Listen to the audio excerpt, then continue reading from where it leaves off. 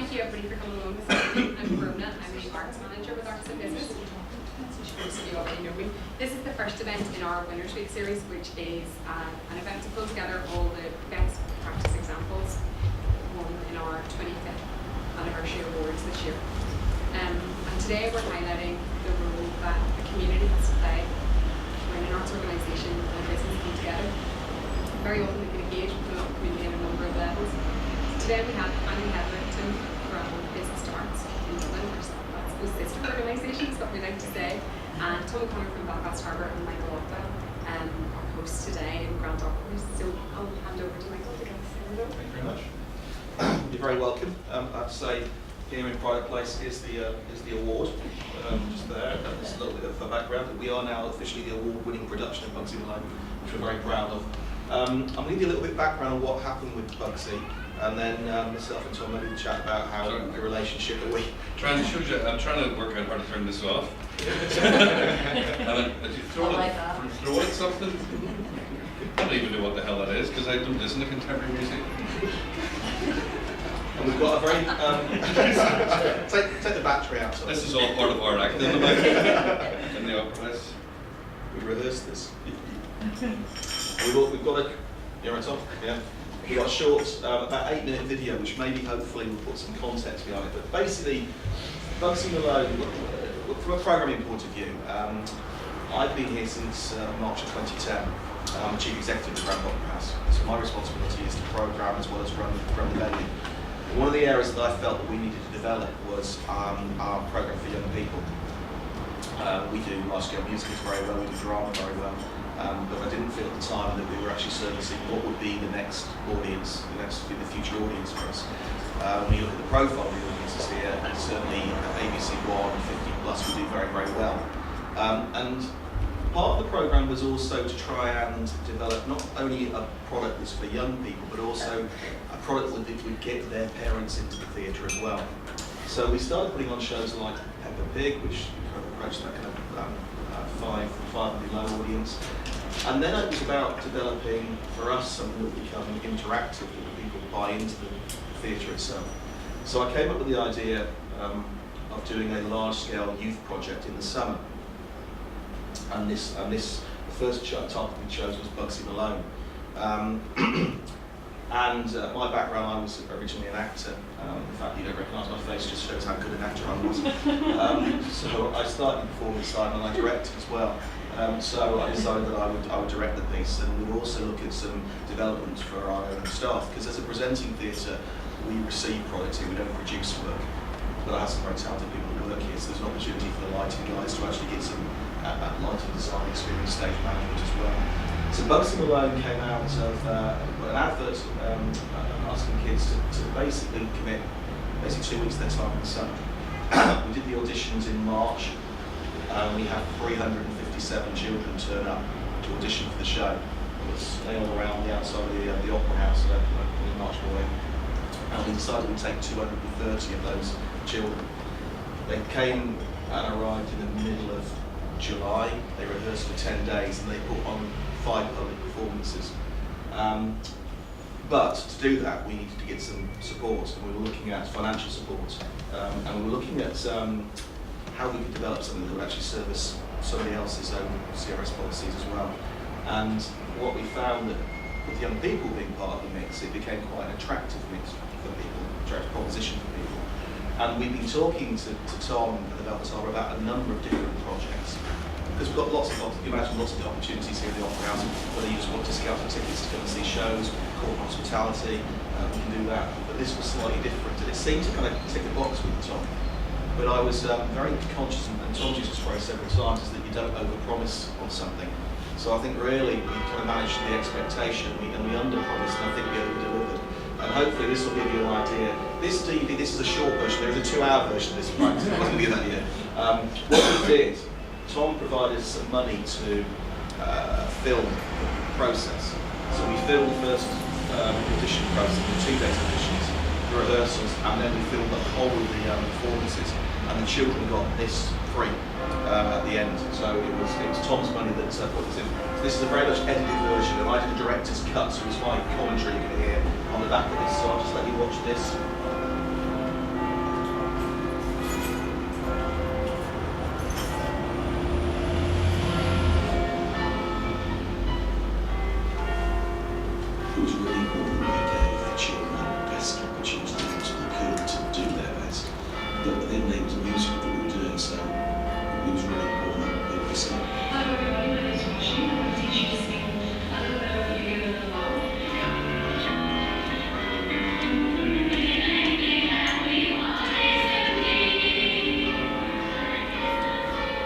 Initially, I watched the film of Bugsy Malone to give me an idea of what the story was about and how the show would run.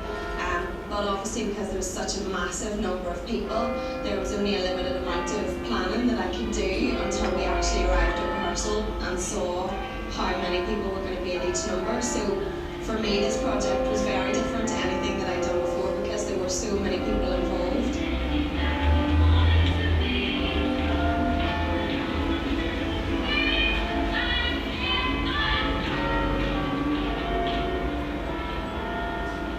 At the end of that session, there were people that I felt would assume certain roles. Having said that, I can genuinely say that we had not cast any of those roles at the end of the first day. The casting that we ended up doing, there was none of that casting that was done on the first day. It all happened on the second session, a couple of Sundays later.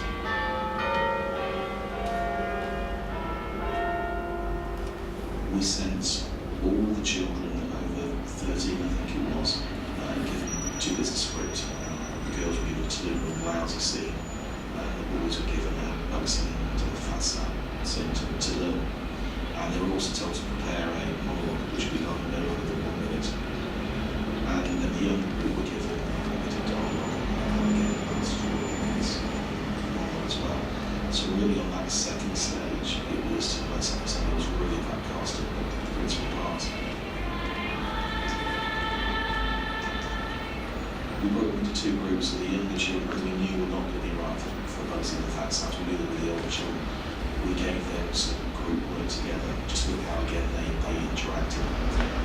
So it wasn't until the afternoon session when we got down to that core group of maybe 25 who were the older children that we then started reading the children together. And I played about quite a lot with that. I went to then look at how dynamics and groups worked.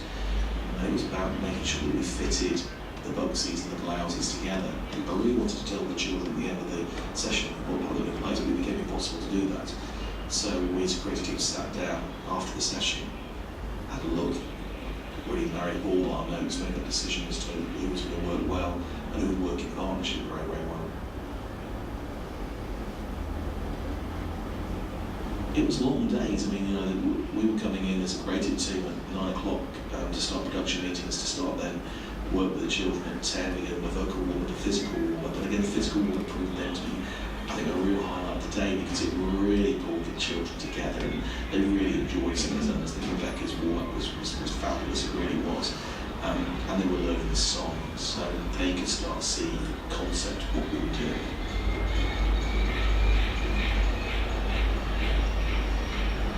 Having seen how much fun Bugsy Malone was with the splurging and all the upbeat songs and things, it would definitely have been something that I would have liked to have done. And also it seems like the cast have made great friends and I've been introduced to lots of different people and it's definitely a good opportunity for you to meet lots of new friends when you're sort of aged to 18.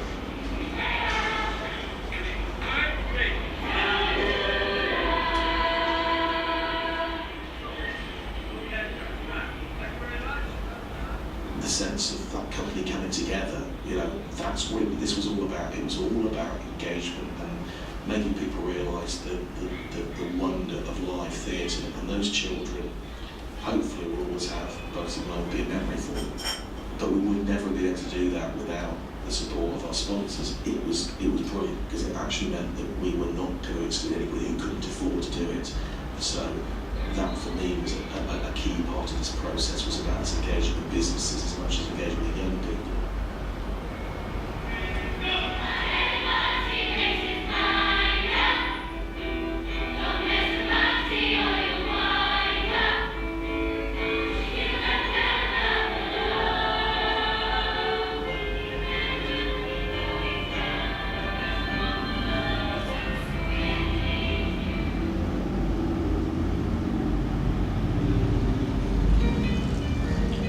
You're probably wondering who I am.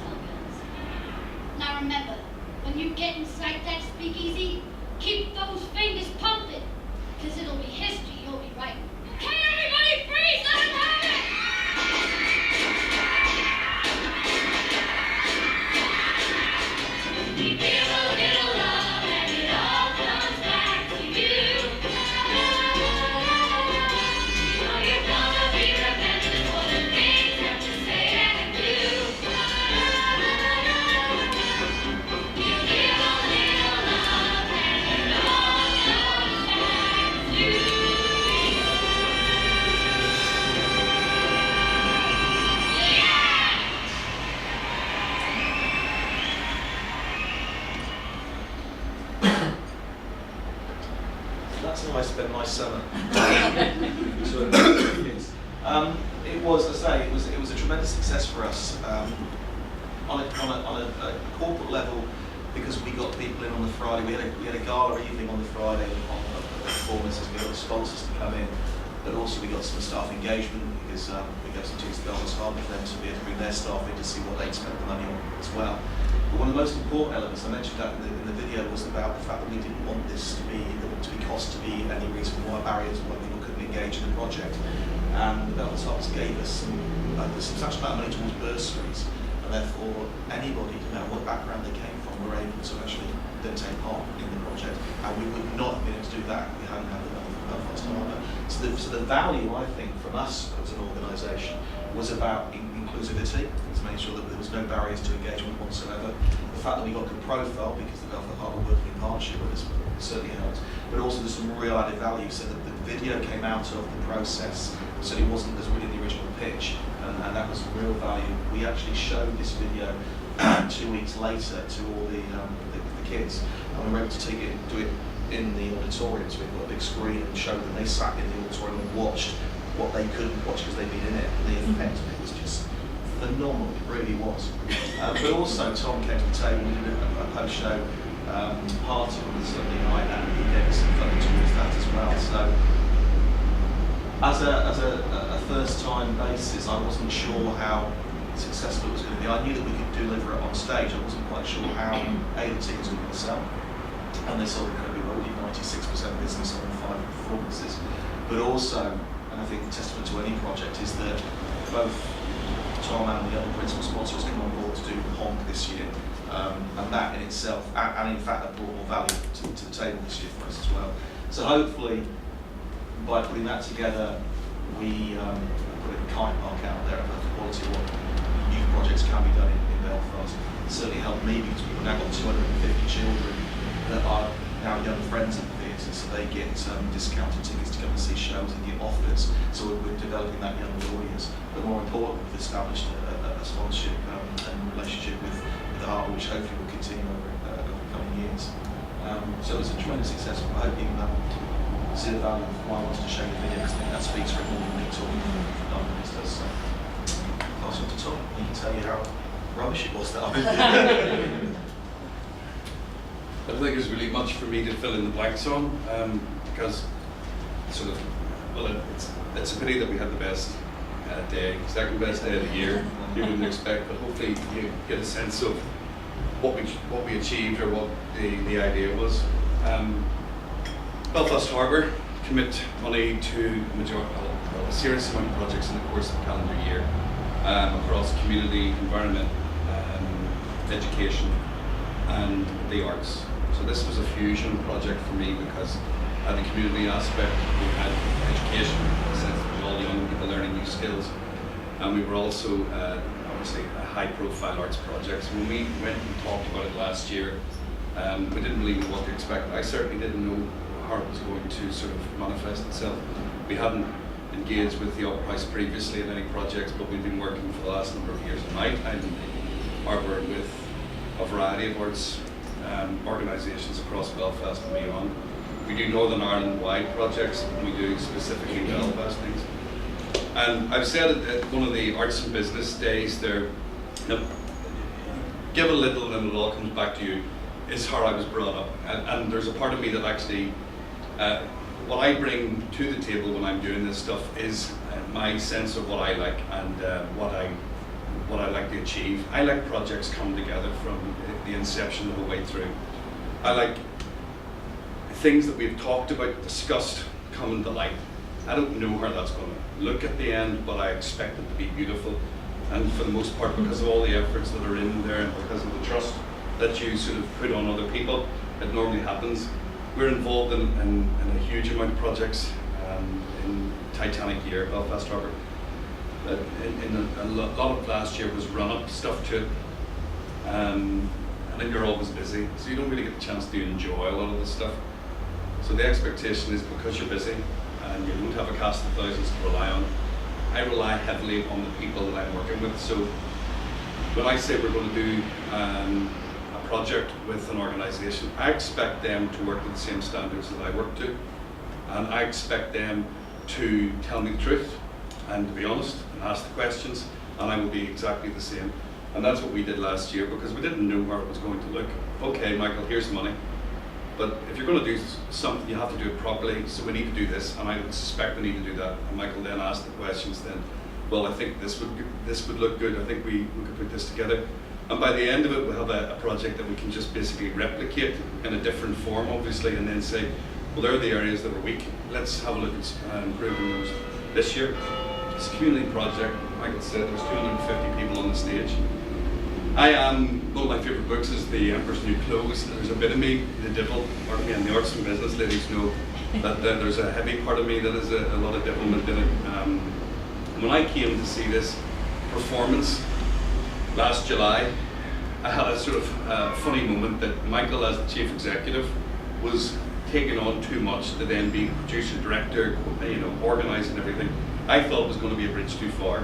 So I didn't know really what to expect. When I came to the show, my wife was more excited than I was, a wee bit of trepidation.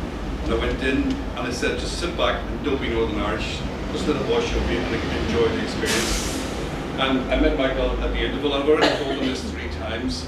He was talking, because Michael hobnobs with the rich and famous. He was with the chief constable, and they were engaged in conversation. And I walked past and I touched him on his elbow, just like a well done type of chat, and he pulled me back, and then he said, well, what did you think? And I said, kids, musical theatre, produced in-house, all recipes for disaster.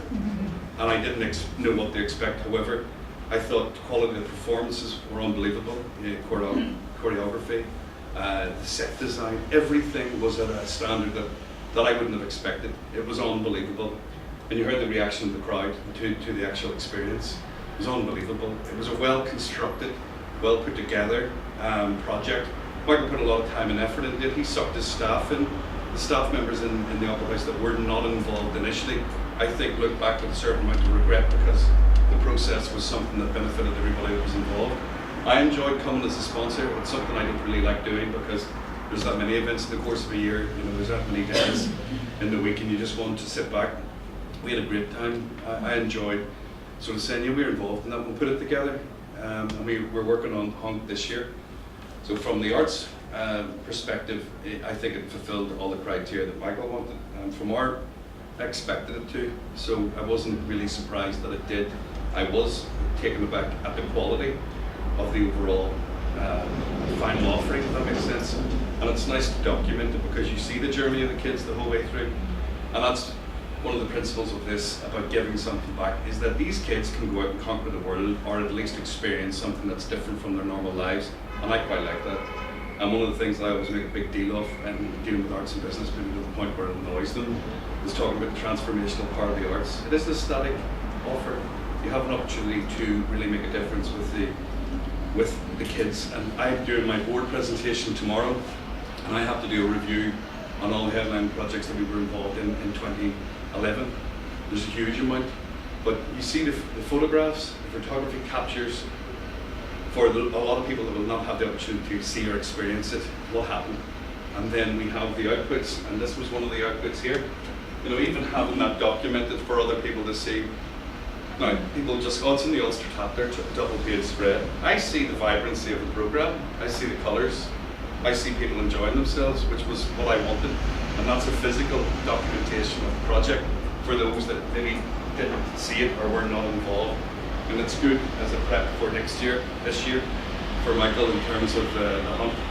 I don't know what Honk will come out like, because I was unfamiliar with it in the West End, because I'm not a West End type. But I trust in Michael, and it's back to the next bit about relationships. You can't go and do anything if you don't trust the people you're working with, and you don't ask the right questions. And it's not a vanity piece for me, and I say that honestly. I'm not involved in doing these projects to make me look better, to sell my brand in the future, which is idiotic, because that's what I should be doing. I do it because I'm undertaking a service for the people that I work for, and I said I'm going to go and execute all these projects to the best of my ability, which I do. But I also can stand back and go, didn't expect that, that's a surprise. And that's what I enjoy about a lot of the stuff that we do across the boards. Don't have to like everything, don't have to enjoy everything, But if I see the construct and the way it operates and how it comes fruition to the actual execution, it's unbelievable. So for the businesses, I would say there is great opportunity to do projects with the arts and to be challenged and to do something different than the usual cut and paste marketing exercises that you think you're going to go and reach people. It doesn't work. It doesn't work effectively. There are different ways of doing it. For arts organisations, I think that there are arts organisations that come on in leaps and bounds, a lot of it because of arts and business sort of guiding them. But there are arts organisations still out there that fail to do the simple things effectively. You know, when you sign someone up, that isn't the end of it. You're supposed to work in making sure you can deliver this long term. And if people do the bits that I want, so it's a matter of fact, that's no problem, and then we can work on the other bits. But there are a lot of arts organisations in Belfast and beyond who fail to understand that it's a commitment. Going and charging for new sponsorship and forgetting about the ones that are involved is idiotic. And I've had to tell 3 arts organisations this year that, you know, whilst we are the easiest, I think, business to do because we're not looking to exploit the opportunity, you need to work properly. And that's a balance of the relationship with the likes of the Opera House. That's it. I could talk all day, I'm sure you want me to. But it was a fantastic project. Yes, did I expect to win the award? I did. I did. Should have got 2 awards, and I know I'm not in the arts and business here. You're not allowed to. You're not only going to have one. But I was pleased because it was a lot of work, particularly from Michael and his team. All I did was fill in some of the blanks, you know. But I mean, it was great for them to win the award because it was recognition of the amount of effort, time that they put into the whole experience. And that's what we do at the Harbour, is award-winning project. And that will keep me off the mix there. Anybody have any questions about this? Or No, well, or not? we're going to do questions at the end. It's all right, Bruno. We'll take that back. Well, I've got quite a few questions for you. Discussion at the end. I'll try and get a bit more time about how you assess the applications we've written. We're going to really excellent CSR policy which will be done on the website. And actually, I think can be used as a manual for other organisations. If you are seeking to enter into a sponsorship relationship based on CSR, I actually think it's a valuable document because it's almost like writing a proposal in itself. But first, I'm going to hand over, after stop being nice to Tom. I'm going to hand over to Andrew Hedlund, who's going to be as I said before, working with business arms and other ways going to talk to CSR. Yes, and I first of all to say I don't think I actually have to say anything else. I think there's been a presentation here that has touched on probably every single important point about a very good and effective CSR program. Number 1, hard work and delivering on the project. Number 2, having a lot of fun doing that and making sure that everyone is engaged. Number 3, realizing that it's the start. There's a lot more that can happen afterwards. Once you deliver on something, you've had fun, you open the gates or the doors to a lot more. And I think that's, you couldn't ask for a better CSR or what I would call cultural responsibility program. And it's a notion that we've talked about in business to arts in the south of Ireland, where I am based, a sister organisation to arts and business. And for the past couple of years, that corporate social responsibility, especially in Ireland, at this particular point in time, is coming under a lot of scrutiny. People are questioning spend in every single department and wondering what impact it has and whether it's actually worthwhile doing those types of initiatives. I hope that through what we're all talking today, we'll actually demonstrate what that is. And to give you a little bit of a background, my name is Andrew Hedlund, I should introduce myself. I have worked with Mary over the last couple of years from Arts and Business and have been lucky enough to travel internationally with her to look at the area of philanthropy and growing philanthropy in Ireland and Ireland in its widest possible context. And within philanthropy is, I guess, corporate cultural responsibility, because it's not specifically done for a tangible return on investment in lots of cases, although when you do it very well, it will have a return on your brand or the arts brand or the corporate brand. And there's one case where you're not selling yourself. Actually, the activity that you're doing is setting you apart from your peers, and that's resulted in one of those awards.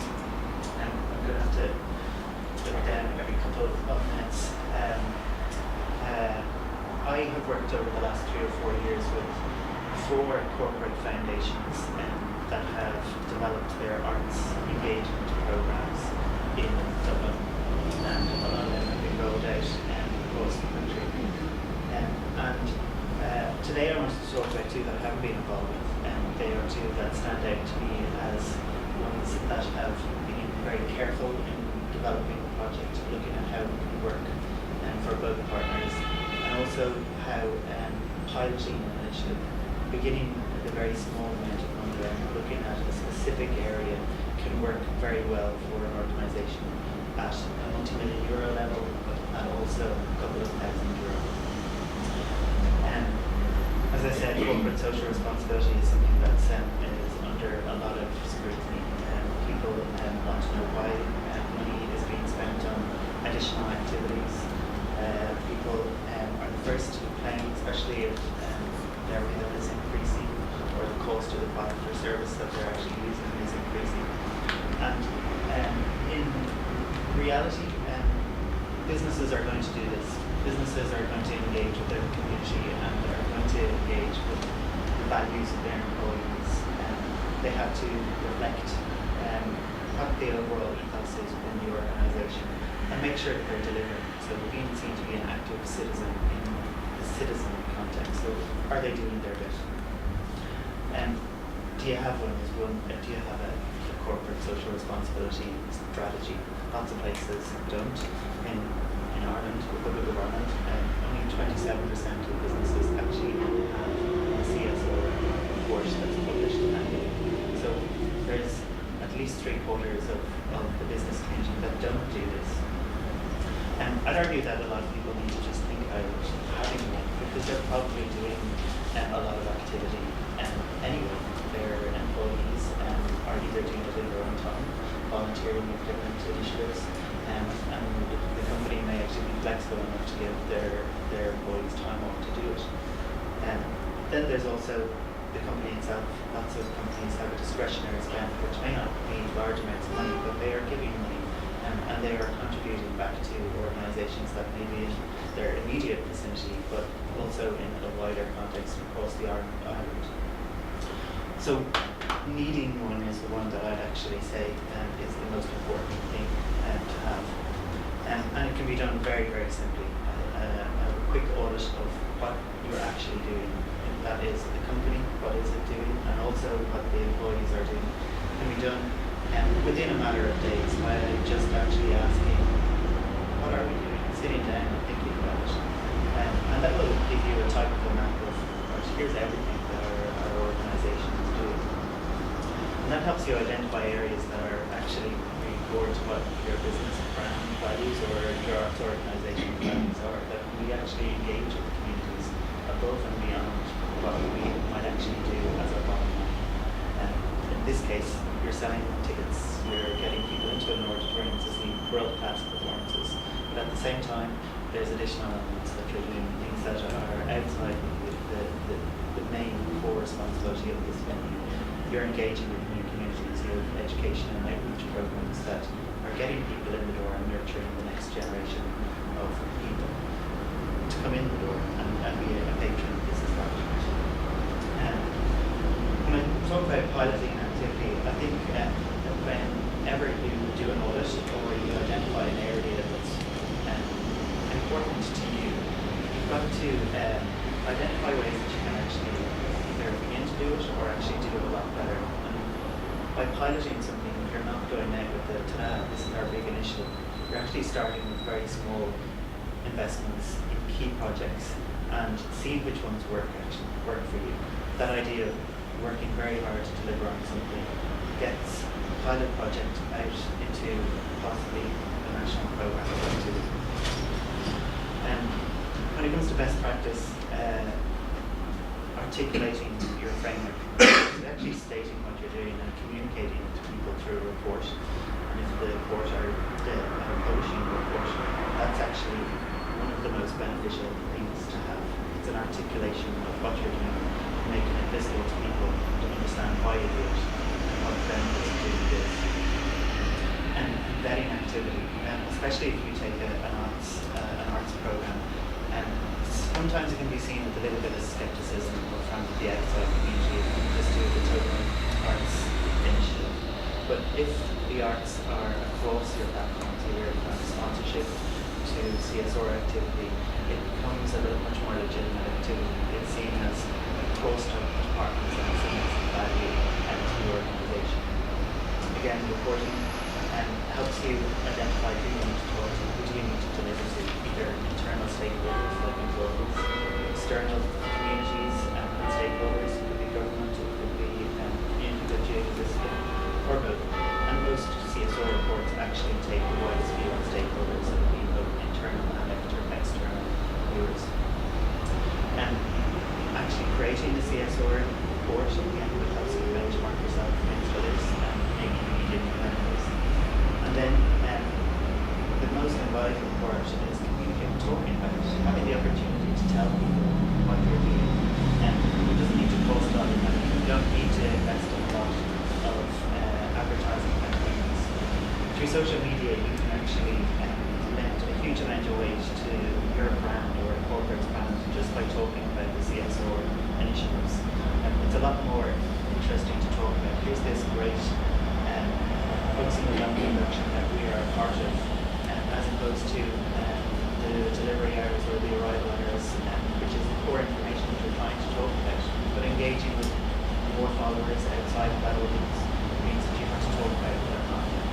Social media, if you do that, is a very easy way to do that for cheap.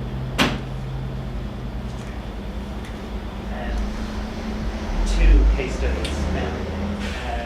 Gash Energy and Belfast Festival is one that I'm going to be talking about, and their program called Cultural Companions was a pilot program that was developed in 2010 with the festival. The Belfast Festival is the national festival for creativity and older age in Ireland.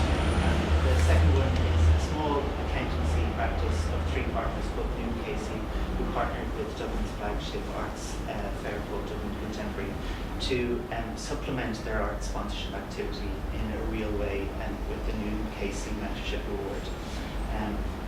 Both are examples of starting with a very low amount of money and actually delivering very, very well on a project, and as a result making a much bigger difference to either a sector or a particular group of stakeholders. Cultural companions. It's a simple idea. There are people out in the country who would like to go to more arts events, but for various reasons cannot do it. I will give a personal example. My mother, my dad died 12 years ago, and my mother would like to go to more events, especially in the National Concert Hall, where she would have gone a lot of the time with my father. But since his death, she felt like she didn't really want to go there. She had negative associations with it, and felt that she couldn't actually jump into going back into the National Concert Hall without having other people that were interested in going. Belfast Festival went to Board Gash Foundation with this idea, saying, we know this, our audience talk to us. There are people that would like to go, but they can't go, or they won't go because of individual circumstances. So here's an example of a match, or a large number of matches for people that were interested in going to the National Concert Hall. One, a person who moved to Ireland and didn't know anyone, and who was based in North County Dublin. And then another one, a woman who saw an article in Sunday Business Post saying, I hear you're looking for people to go to events with each other who might not go. That's a match, and there were at least 20 to 30 other matches in the very first call or first advertisement of this. That began a series of networks, people that were very interested in going to different cultural venues or different cultural festivals. The Board Gash Energy Foundation said that matches exactly what we are trying to achieve. We have a large number of customers who may be living on their own, and one of the biggest problems that we're seeing is that people actually don't engage with the older person in their house that might be living on their own. This is a way of getting people to be aware of people that might be living alone and get them go out and experience culture, or some of the best culture that there is.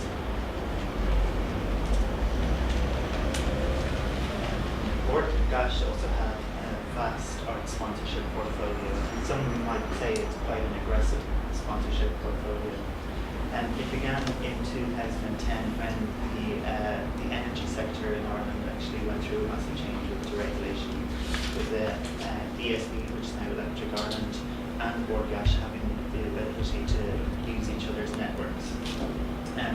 They became ultra competitors in the energy market, and art sponsorship was a way that both brands actually said this is a way to differentiate ourselves, because our core customer is a woman who is a mother or is in charge of a household who pays the bill. And they both developed or are developing a series of sponsorships in the arts sector. Bord Gáis began with the Rediscover Your Local Library, which engages with predominantly women over 55 years of age. Bord Gáis Energy Book Clubs are very popular with women from every age group. The Bord Gáis Energy Irish Book Awards feeds into the book clubs by giving content for what the book clubs are going to read. And then most recently, probably the one that might be a little bit more controversial is the Bord Gáis Energy Theatre, which is renaming of Grand Canal Theatre in Dublin. But at the same of that, where there is this very hard sponsorship and business strategy to engage with their core customers, on the other side of it, there is this very flexible program of community engagement activities that feed in or can use these sponsorships very effectively to engage with new audiences. Business in the Community developed Time to Read, which was a reading program for people in school, or for children in schools. And Brad Oak in North County, Dublin, was developed, and it's a multi-use performance venue, which kind of is a very small Bord Gáis Energy Theatre, and there's a lot of learning that each of those two entities can have from each other. And then Cultural Companions, which started in 2010 with an investment of less than €50,000, which is minuscule in comparison to a $1 million+ budget, started. Cultural Companions relies heavily on the local library network to communicate information to its core stakeholders and audience group. And that's where this link is vital. So a sponsorship and a CSR objective actually working incredibly well together. There's lots of examples there. The next one, this is on the other side of the scale. This started, Union Casey started their engagement with the visual arts with a budget of about €100 every month. Very simple beginning. They had a door. They had a key target audience for customers as visual artists and people that would have tax needs, whether that's from sales or from applying for artist exemption. That was a business area for Union Casey. They looked at themselves and said, what do we have?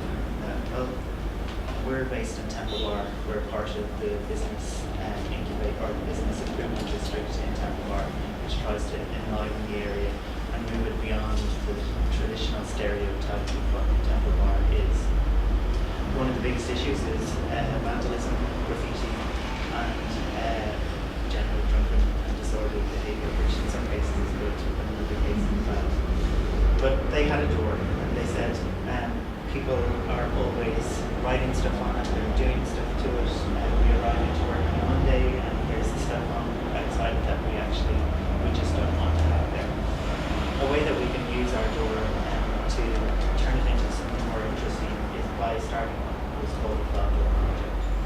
Every month, a street artist was invited and given a fee of €100 to paint their door and write something different on it and turn it into an art space in Temple Park. That art project for €100 went on to be in profile internationally in all of the street art magazines and resonated particularly because this is an accountancy firm, the most straight-laced people in the world, actually partnering with some of the more radical people that they would consider in society. Not really, they were all quite similar. The the success of that and the small pilot project that they did developed into a website which you can check out, which is often referred to. It led them to think how could we actually get more business awareness out of doing this. We've got so much awareness from this simple 12-month project. And why don't we go and talk to some of the industry and ask them what is needed out there.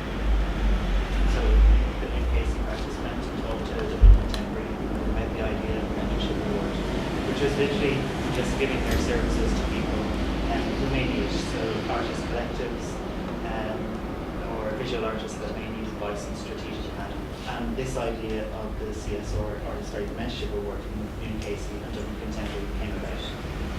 Block T, which is a very, very young arts collective in Smithfield, another area of considerable economic development work, which has a strategy to try and improve the area in Dublin. It was awarded. And the arts are another vital part of how economic development is going to be regenerated in Smithfield. And there's a number of cultural institutions there, from the Lighthouse Cinema, which is one of the high-profile art house cinemas in Dublin, all the way through to about 3 or 4 different visual arts spaces. But by partnering with one organisation, they can actually filter through to the other arts organisations, because they all talk to each other. And in developing a strategy with one small organisation, they need to see it knock on to other organisations. What's the similarities between these? One is a multi-million-euro budget, one is a very small budget, but across both of them there are key learnings and also very common traits in terms of CSR activity. In both, the arts has been embedded in either their business growth or their sponsorship and CSR activities. And in both, well, particularly in Borgash, it's part of a longer term strategy. It's not a flash in the pan activity. They will be doing this for a long time, and things like title sponsorships of the venue will only work when there is up to a 5-year commitment, and in most cases a 10-year commitment involved. In both cases, there is a huge amount of communication and marketing activity invested on top of what they're doing. And in New Casey's example, that was all done through social media, creating Facebook pages and Twitter pages to talk about what they were doing in the visual arts space, not spending any money on marketing, but actually developing a conversation around a project that they were really, really interested in. In Borgash's case, the foundation has been established through employee assessment and participation, actually asking what their employees are interested in, and getting them to focus the objectives of the Borgash Foundation. That focus can be seen in both their sponsorship and their CSR, in literacy and network building within the community.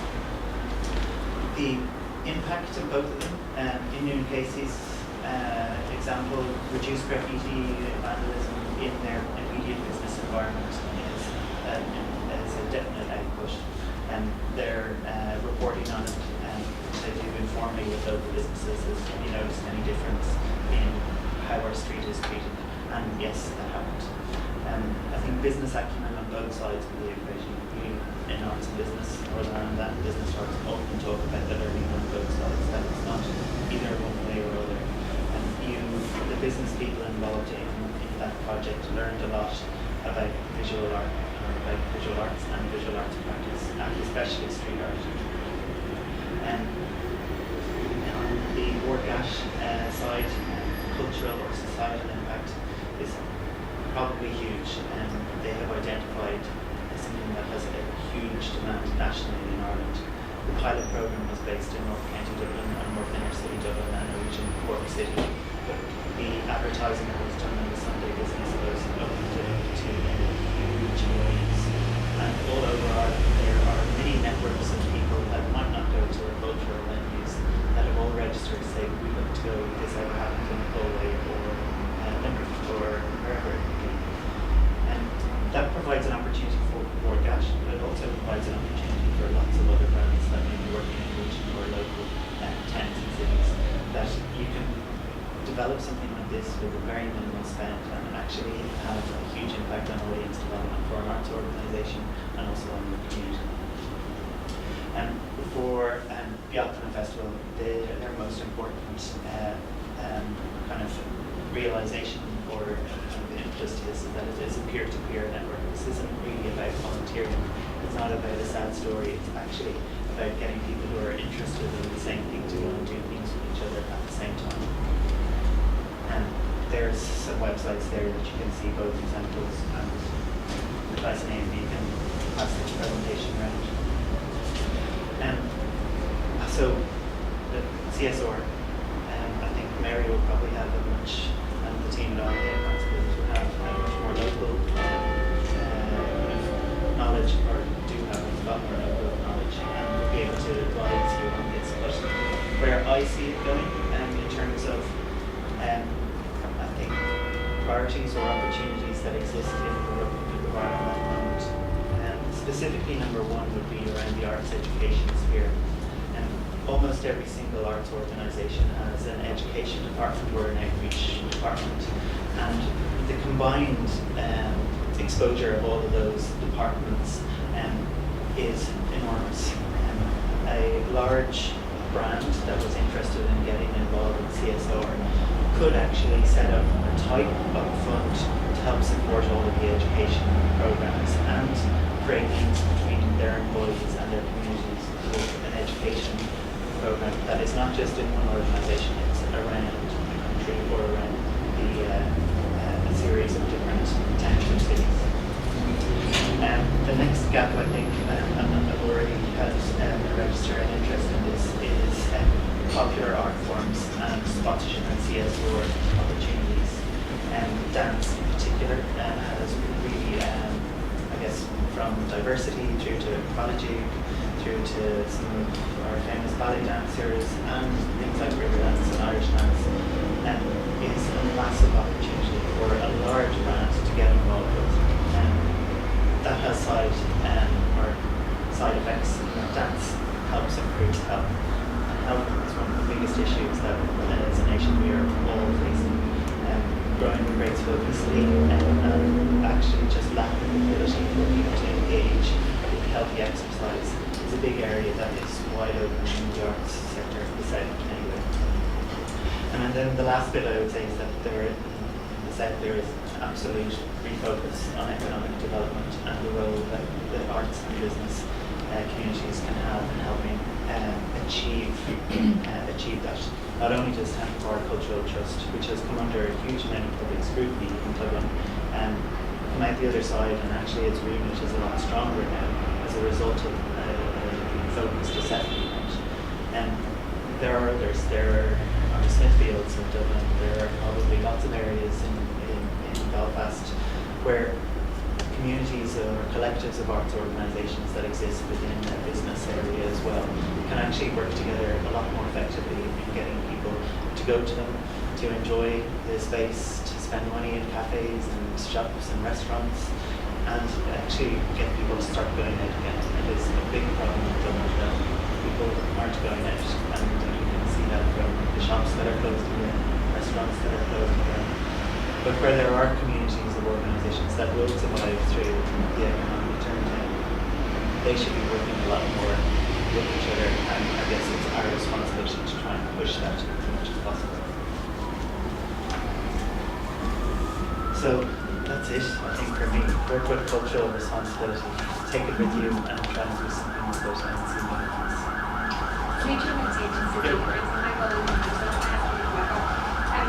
there's so much there that I think we want to take away. I like the idea that coalition of corporate social stakeholders from both sides was or negative community activity, but there's community engagement and audience development for somebody like Methods or Conversation Business, and there is 250 young people who can be engaged in a positive way with that business and your organisation together. And cultural companions is a brilliant concept to me that's something that I should be going to actually. One of the things I wanted to put you back on was in terms of keeping on account and selling, not just sponsorship. How do you then show that CSR is still a priority, or how do you drive it home when you are selling sponsorship? Money is so tight, and you're talking about levels of attrition and keeping customers on board. How does CSR stay at the top of the agenda? I think think I'd be the first person to say that it's probably the hardest argument. I'm sure that in your presentation to the board, you are probably going to have to defend the budget that you have. Well, this is where we're still anomaly. It's like Alice through the looking glass when Why is it important to the Harbour particularly? nobody likes this. That's it. Why is that specifically? If you will, anybody know the harbour commissioners? Yeah.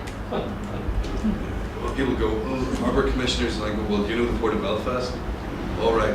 When I came in, there was two different problems with brand identity, so that we fused it together in the sense that Belfast Harbour is the same brand.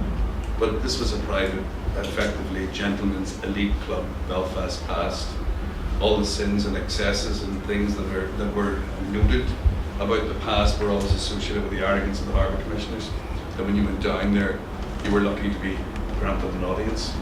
And there are tangible sort of things. There's no female bathrooms in the old part of the building because they never thought that women would be in serving or doing anything beyond serving tea and coffee. You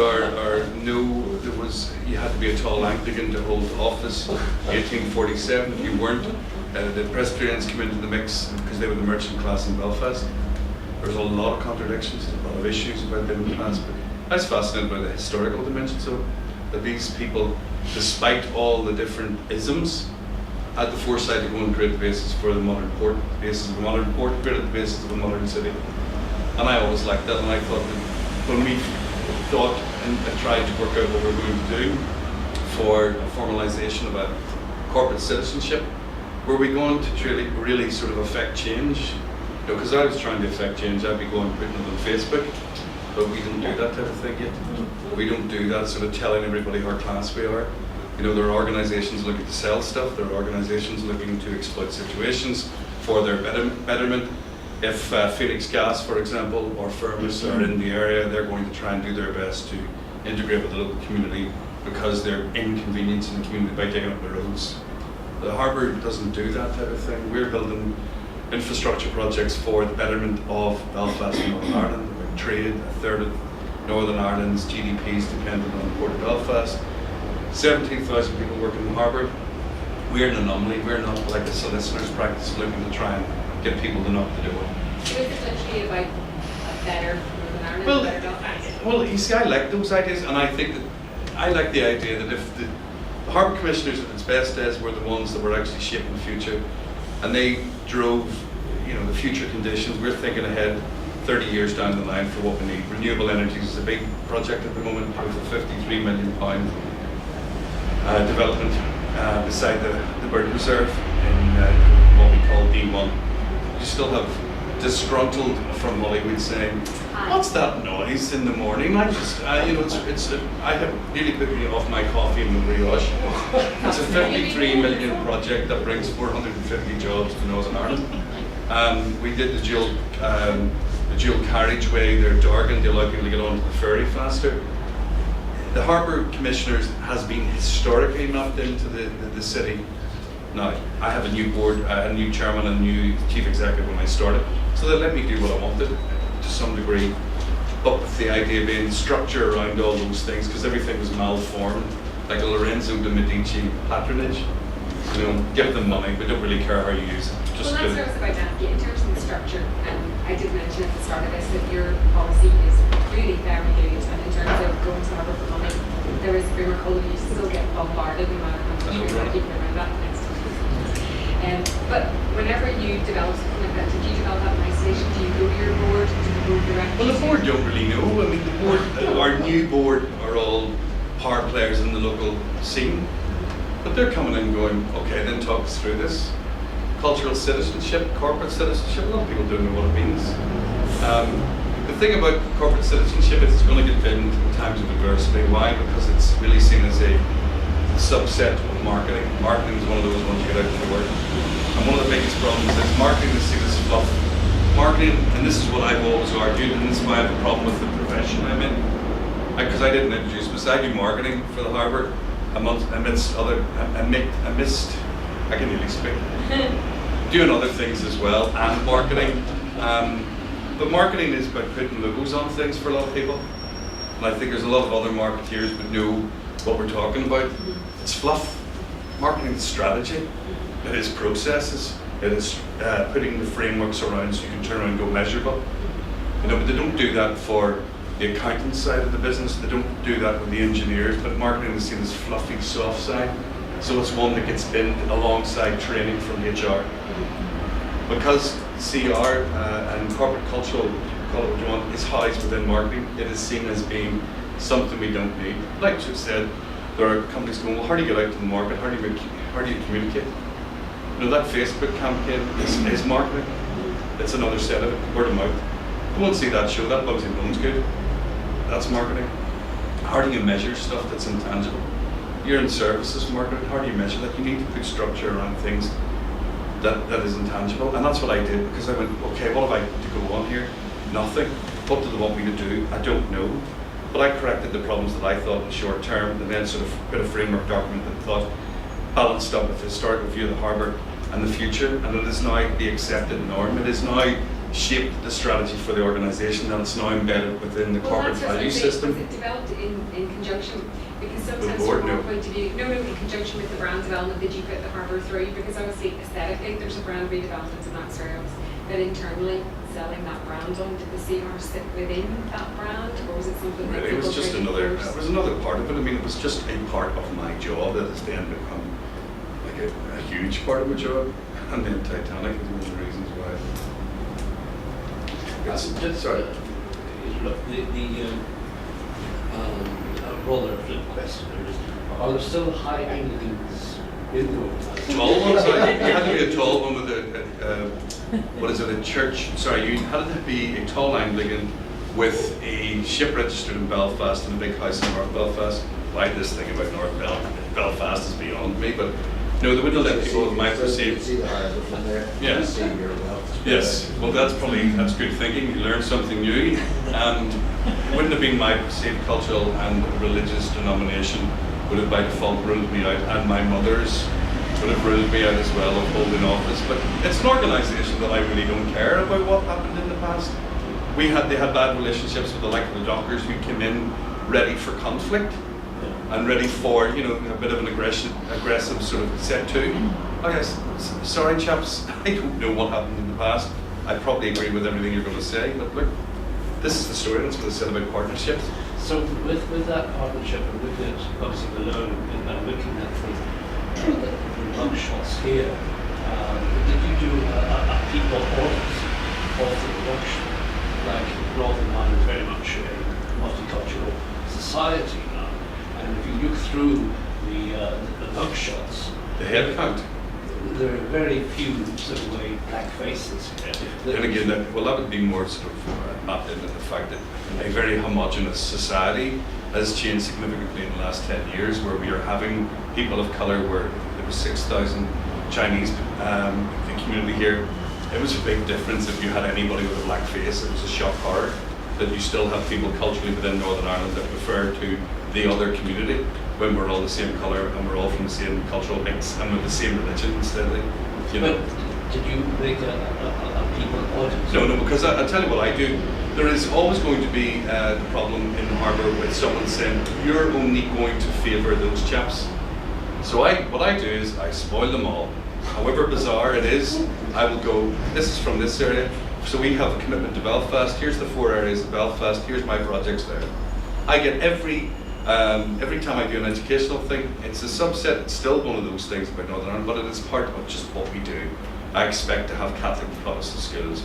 And maybe by default I discriminate against the integrated schools because I'm just focusing so much on the fact that there's the balance. But I like the fact that the kids that we do a lot of projects with are from working class areas, really hard areas, TSN, where they would not have the opportunity to do or go and visit or experience something like Bugsy Malone, the summer outreach program that the Lyric does, or go out on a boat to see the areas associated with Titanic, or any of those things. And that is the difference that I like doing within the harbour, mapped into our overall marketing strategy now in our value system, which is giving something back to the community, and that they're broken down into the 4 dimensions of the health, arts, education, environment. And there's another one there, community, and they all fuse together, and you get bizarre sort of requests. Did you do a people audit when 300 people were Yeah, we did it. Walking by. We did it through marketing the event in the first place. We did not audit the participants of the process. The simple reason that it was about talent. It was about ability to do the show. You weren't going to be in the show if you couldn't sing because it was a musical. And that was the bottom line. So what we were allowing is that talent would come out through the audition process. So while we had 357 children that originally auditioned, they came from a very disparate area, from as far as London area as well. I mean, we had quite a wide mix of people. It was open to everybody. But we did then, through the monitoring of the bursary scheme, there was a very simple tick box exercise that we determined whether people would get a bursary or not. And every single person that applied for a bursary actually got a level of bursary, whether it was a full bursary or a half bursary, they determined on their own personal factors. But the interesting thing about the ethnic mix is we've just done Hong auditions this year, and we had out of I think about 320, I think it was this audition, we had 5 people from a cultural ethnic background.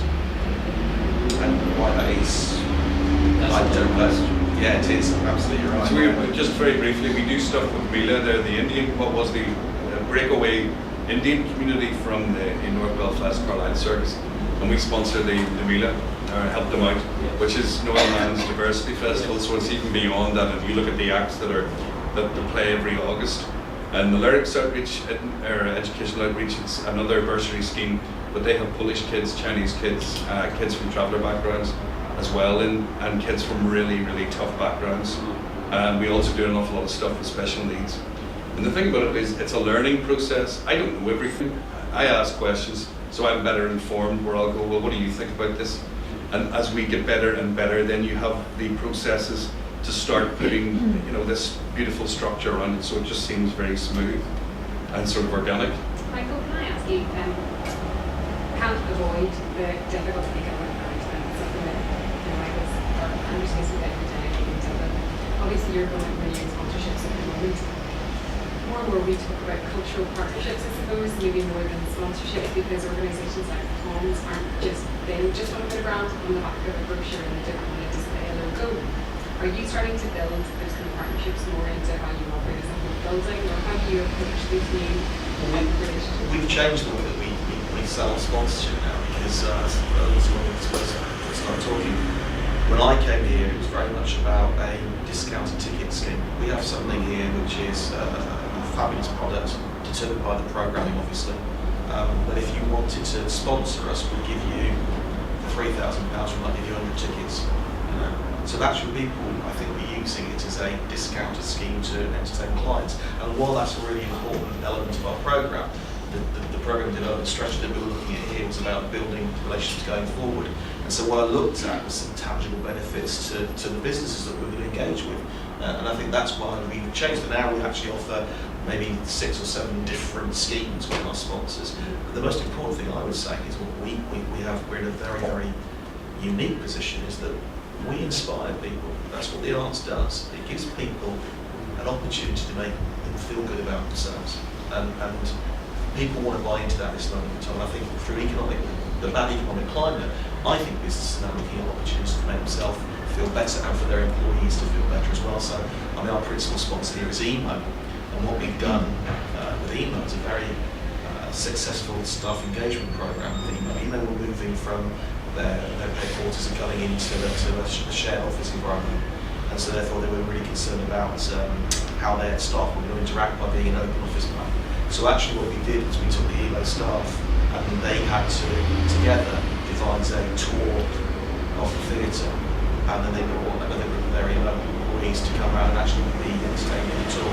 So our staff worked with them, showed how to the lights, the sound, they took around, they learned a bit about the history of the theatre, and then they had to present for half an hour. And it was one of the most successful employee engagement strategies. Actually had nothing whatsoever to do with the programme that we put on stage. Absolutely nothing at all. What it was about taking what is, I'm very lucky, I work in the business that I work in, I come to work every single day. My job is to find something that will make people feel good about themselves and those staff feel good about themselves. So what I've looked at is developing a strategy where there's some real value for the businesses that isn't just about your chief executive being able to take somebody from another business around and give them a free ticket into the theatre, because that's not proper sponsorship, I don't think. It's about the value. The thing about Bugsy Malone is that if Tom hadn't given us the money, Bugsy Malone would still gone ahead. There's no question at all, we went out of the way to do it. What actually got out of it was a very, very good DVD. We got a party out of it, we got images, we got a profile, and from our point of view, we got bursaries, and that was the biggest important to answer your question. And an award. And an award, yeah, absolutely right. Yeah. So there was, but the added value that we got through the relationship, the partnership, was not about money. It really genuinely wasn't about money. It helped. I mean, the budget for that is about £55,000. So much it costs to put on. And I would say now, me going to my board, they came on the Friday night, the sponsors night, and this wasn't a case of shall we do this next year, it's we must do this next year, absolutely must do this next year. So yeah, I think we're developing a strategy which is about partnerships. I mean, I would argue that when you're sitting down to develop and build relationships like that, so the things that Tom talked about now, some of the things like high standards, honesty, developing partnership, trust, and those are things that are easily achievable whenever you're sitting down to talk about those business's objectives at the very start, so you're finding in theory. And that does, you're right, that does rely on the organisation like Workers having standards and being able to develop and delivering on the runs. But it does mean that Tom will you sit down and start and say, what are your objectives, what are your challenges, who is your market, who are you trying to work with? So it's not about the building up, it's about absolutely right, and thanks to Tom as well, which surprised us. We took NI Cooperative with the other sponsors that were involved in it. And I said to Tom very early in the process, because at that stage we didn't know how much money he was in a position to invest. And I think it's fair to say, Tom, you probably put more money into it than you thought you would do at the outset. Yeah, well, the add-ons definitely. Yeah, but what we said to Tom at that stage was, go back to the branding. We've got this issue. NI Cooperative want to be proudly sponsored by. Have you got an issue with that? And he, no, absolutely not. I don't care. It's about the output at the end of the day. And so we were sponsoring the educational elements. Absolutely right. And they came on, and the cooperative said that they were taken aback by the quality of the outputs. That they were shocked by it, and that's what you want. You want something that makes a difference. The other thing about the harbour is I'm talking about a £53 million investment, and one of the things that's always disappointed me is when I hear people talk about the arts here without any firm grasp of what the hell they're talking about.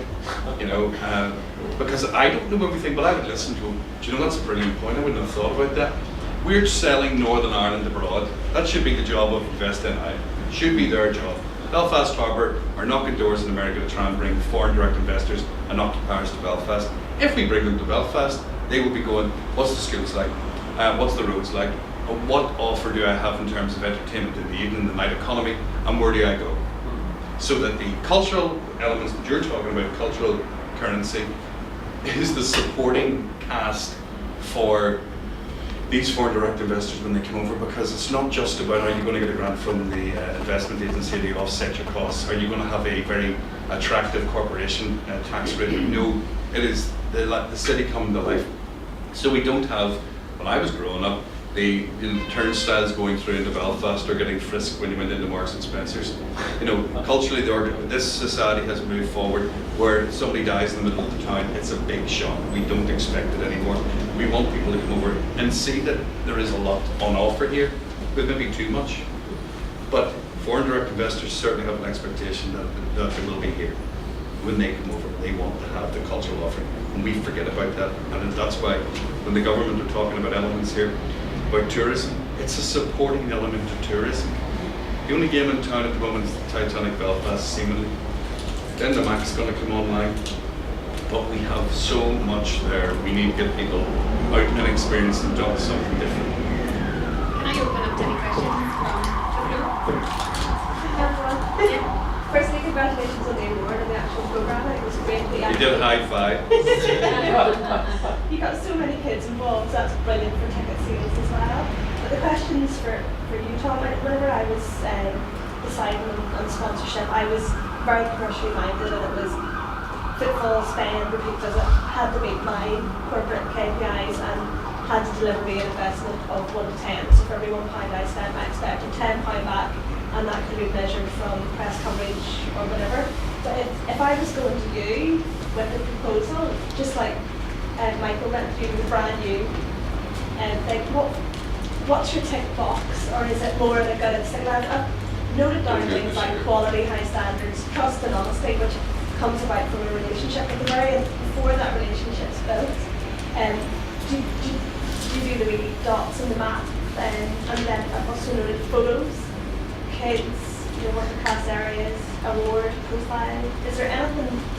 Is there like a wee tick box list in your head that? Well, the integrity of the project. I hate amateurism. I've always had a problem with amateurism. You know, that's why I said, amateur hour, come and watch Bugsy Malone, it's going to be shit. And it was not. And then it wasn't.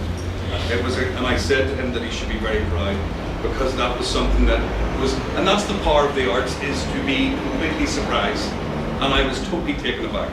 Totally taken aback. So what's my ticket? Yeah, I expect certain things. I want something that is grammatically correct. You know, when you have the conflict and people talking about jargon and buzzwords, and I'm going to put the whistles and bells on it, and I'm going to run this up the flagpole and see how. I don't want to hear that. I like people that tell the truth, get to the point, and then where you can sort of say there's something in the mix here where we can do business. I don't have to like everybody, and they certainly don't have to like me, but your word's your bond, and I have an expectation. You know, you're saying about 10 times there. Normally sponsorship is you're supposed to deliver perceived value 2.5 times the value of every pound spent. But it's not always about the exploitation of the scenario. It is, does this work? What's it doing? Is it part of our corporate culture? What can we do and elicit responses beyond the obvious? I know that throughout Northern Ireland there are kids running around going about Webster the Port Monster. It was an idea that I had one day to try and put structure around an event that looked like we tried to artificially get 4 schools out on a boat, which is exactly the truth. But what I did is get 2 Protestant, 2 Catholic schools out, and I said to them, okay kids, if you just want to win tickets to the Panto in the Opera House, why don't you write a story about the Port Monster? And the kids give me 4 full boxes of stuff that I then used as our basis for our carbon neutrality launch, and then just linked it up. Everything is linked up. You know, it is proper marketing. It's proper marketing in the sense that you don't have all the answers. You ask the right questions. You learn as you go abroad. You go ahead, review and evaluation, go forward, so that everything looks slick. Our website is cutting edge, yes it is. A lot of work went into it. Our sponsorship guidelines, yes they are. A lot of thought went into it. But it's what we do. It is now the expectation across the board. And we're unique, but everybody and their dogs knock at the door these days. It's true. To take that on, you've deleted 3 or 4 from your portfolio this year. On what basis? Was it because they didn't deliver to the expectation that they had initially? They haven't deleted any. We would do it over 3 years. We try and give everybody a fair run. Okay. You know, so that it's, you know, there will be ones that we can't do any more with, because you normally do it over 3 years. But if it stands up, the project's too good. Like the Northern Ireland Green Teacher of the Year Award, 902 schools are participate. We get 1 in 10 schools entering in Northern Ireland.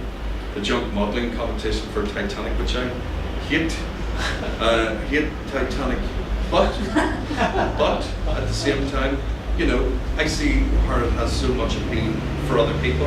It is the bizarreness of the inquiries that I get that have sort of put me off the mix. But you know, we think about it. Yes, this stacks up. No one have the money.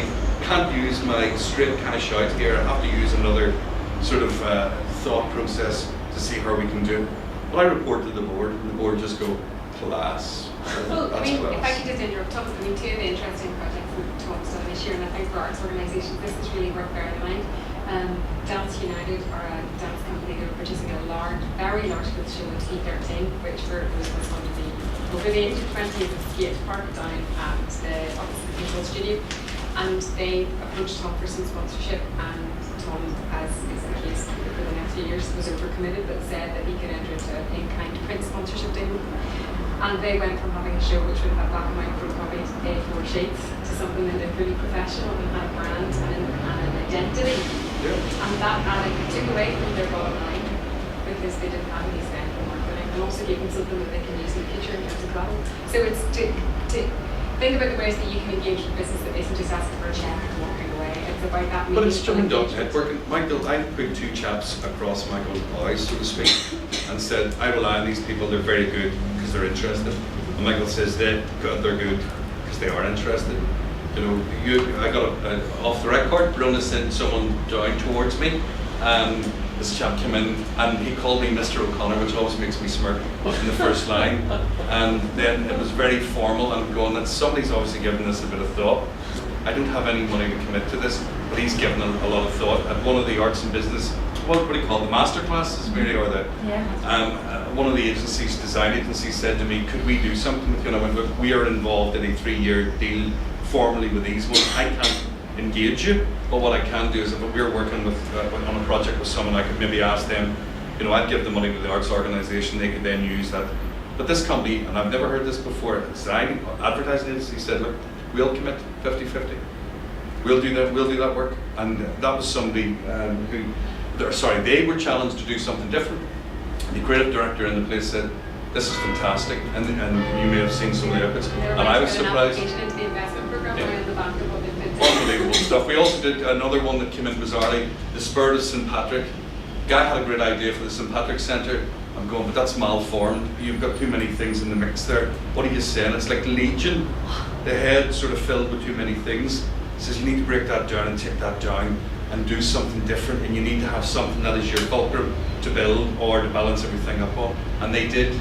And they had an evening there, which I didn't. I told them not to do, but to do it next year or do an event later on this year. And it was a magnificent success. All Ireland event, president, deputy first minister, and they got everybody involved in the mix because of the little bit of work that we had sort of outputted for next year. So the vibe saying to that is, instead of just thinking, I need $2,000 right now for this project, it's about saying, how can I engage and build a relationship that may or may not lead to this kind of cash investment, but will, in the short term, build a partner and open. I mean, in the case of the theatre company that you're talking about working with at the moment, they've met an agency that they would never have a relationship with and change the identity of one of their projects. It also gives, like for someone like me, look, why are you wasting your money on that? It's not going to deliver. £4,000 in that, it's a waste of money. Who would you recommend for that? I says, well, I trust these people, I trust those people, our website people, because you're based on the fact that they've delivered for me and I know that they will actually understand the needs of that business. And linking up the factors like that it's a new Northern Ireland sort of concept of the Old Boys Network, is where you just put people in contact with the nice people, because the bad people obviously will look after themselves. Any other questions? I just added one other thing to that question. I think one of the biggest challenges that arts organisations have is that their ideas might not have enough of a lead in time. So going to someone with six months to a production, or 3 months, or in our case, it's 2 weeks, people arrive at the door and go, you need to find someone to get engaged with this project. That project has probably been in your mind, or the arts organisation's mind for 2 years. Why not start at the very beginning and say, in about 2 years' time, we are planning on doing something like this, and talking to as many people as possible about it, and then finding the people that are interested. Because if you've delivered on one project, that person will have the trust in the future and go, in 2 years' time, or 3 years' time, maybe even 5 years' time, I'd be willing to get involved in that project. But you need to give a wee bit of yourself, a bit of soul. I know that Colleen shares the same birthday as me, and also her daughter has the same birthday. So that always sticks in my mind. 29th of March, Aries, this Thursday. Colleen's only 30. No, it's only 35. She's only 35. But that always plays in my mind. Or when somebody come in, I go, he's a Burnley fan. Always played in my mind. Or these little bits of information. I know that 2 kids. One of Michael's oldest boy was in Bugsy Malone, and I got a framed photograph on canvas for just to show. I got all these bits and pieces done as records, just wee records, in a box canvas, and I'd given them Dan Gordon one for the Boat Factory, because I've been working with Dan Gordon quite a bit. And then I got one for Michael. I thought, I'll give it to him when he comes over. And he goes, do you know what that is? And I said, no. It was his son in the background of the scene that I had selected, of all the scenes that we had taken photographs of. His was in the back of the thing, which was, that was a bit bizarre. But Michael's son also went out with one of the schools on a trip around Belfast Harbour, and I got a letter in from this George Ockwell. I'm going, good help. There's not many kicking around. Michael's son, it's a small place, I would say the other thing, should I just say there was no nepotism? My son got that.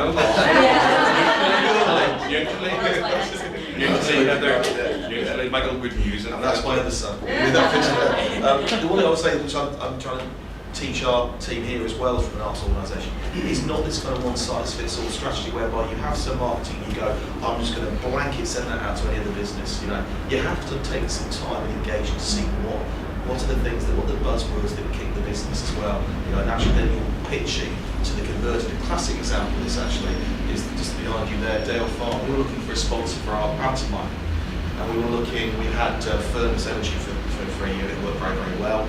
They decided didn't fit for the following year. We were doing Jack and the Beanstalk. Jack and the Beanstalk's got a cow in. So we were talking about, look, where could we go with this? And Dale Farm, we knew we were interested, but we hadn't found quite the right strategy for them. We came up with the idea of pitching to them on the pantomime. The end result was we had the cow in the window of the film, milking cow in the window, the whole pantomime. Great piece of publicity for us. Jack and the Beanstalk, that was a 2-year deal. And it was absolutely just about making sure that it was the right package for that business. Too often, and I see a lot of working organisations where you just go, I need the money, we'll just send it out to anybody and not think about what's the feedback on that for them. I think going back to the relationship here is that there was a real tangible feedback for the harbour, and that's why I'd love to think that in 3 years' time or 2 more years, Tom will still be supporting this. But I also know that there'll be a stage where actually that will not fit his strategy any longer, and you have to go lower. Thank you very much. 3 years, whatever it is, 10, as Tom's committed to. And I leave the harbour next year. But seriously, you shake hands, say thank you very much, and then you move on. And actually, you will find the next relationship will bring some other values to the organisation. When I worked in Dublin, sorry for talking quite a bit, I'm not allowed to in the house. When I worked in my last job, I was in Dublin 5 years, 2-3 days a week. It's a different way of doing business. That's sort of our very Presbyterian formal business culture. No. What are you selling? This where you have to try and overcome that sort of initial resistance. Whereas in the south, particularly in Dublin, when I was going what in, Tom? And they were using colourful language. I'm going, he's using colourful language. Why is he using colourful language? How do you react to this? Are you allowed to smile and go, yeah, I'm familiar with those words. It's a different way of doing business. But then I realised that people buy people, and it's the thing. In Dublin, what school did you go to is still prevalent, like it is up here. You rugby, Tom, you played rugby? Yeah. No, I didn't. I went to common school up here. We didn't play rugby in those days. Yeah, you must have played rugby. So come on in here and meet this guy. And then you go and meet people.